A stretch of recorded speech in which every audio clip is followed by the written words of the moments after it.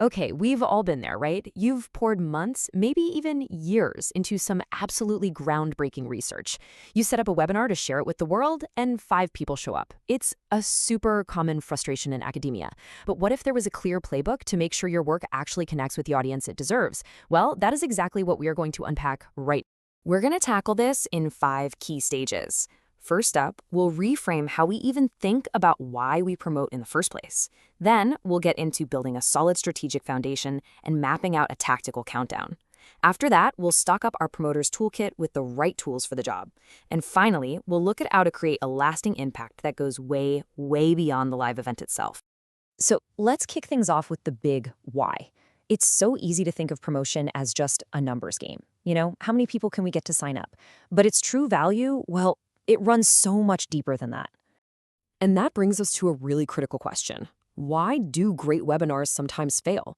Because the hard truth is, the most brilliant research in the world can fall completely flat without a strong promotional strategy.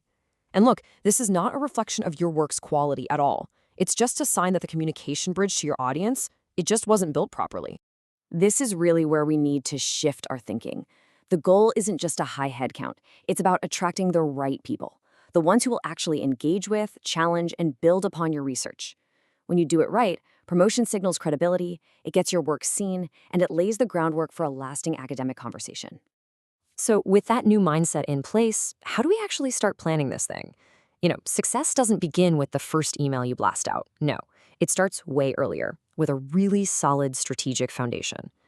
Before you even dream of writing a promotional email, you have to be able to answer these 4 questions crystal clear. What makes this research relevant right now?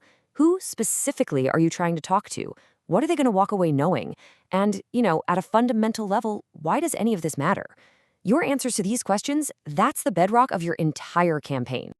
Now this is one of the most powerful truths in academic promotion.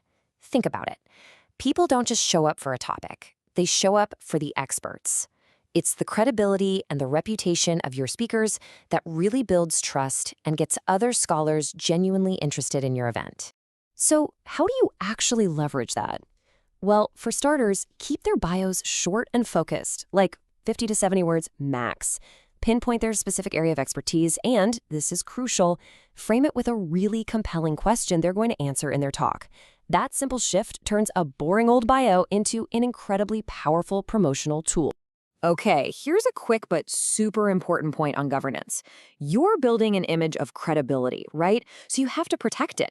Always make sure you're in line with your institution's guidelines on branding, ethics, and data protection. This isn't just about ticking boxes, it's about reinforcing that professional, trustworthy image you're trying to project. All right, we've got our strategy locked in, so let's get tactical. This next section is your chronological guide to promotion. Think of it as a simple countdown to event day. Here's a timeline that just plain works. 4 to 6 weeks out, you're just planting a seed with a save the date to your internal networks. This just primes the pump. Then, at 2 to 3 weeks, you go public. Get that official poster and registration link out there. The final week is all about building urgency. First, a reminder with some juicy program highlights, then the final access details 24 hours out.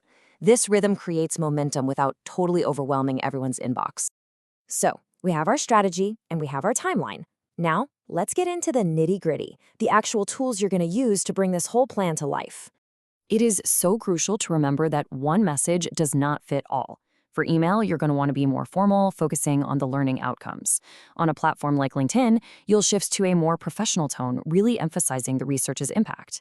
And for something super direct like a WhatsApp message, keep it short, sweet, and get straight to that call to register. Tailoring your message like this is what cuts through all the noise. And remember, your visuals, they speak volumes about your academic credibility. Stick to a clean, professional design. Use your institution's branding. Create a clear visual hierarchy so people know what's most important, and just get rid of any unnecessary clutter. And a pro tip, use the right formats for the platform, like a square image for social and a widescreen one for email. It makes a huge difference. Your goal here is simple. Remove every single possible barrier to attendance. That means one, and only one, clear link to register. An automated confirmation email. And, this is so important, please do this, include a calendar invite right there in the confirmation.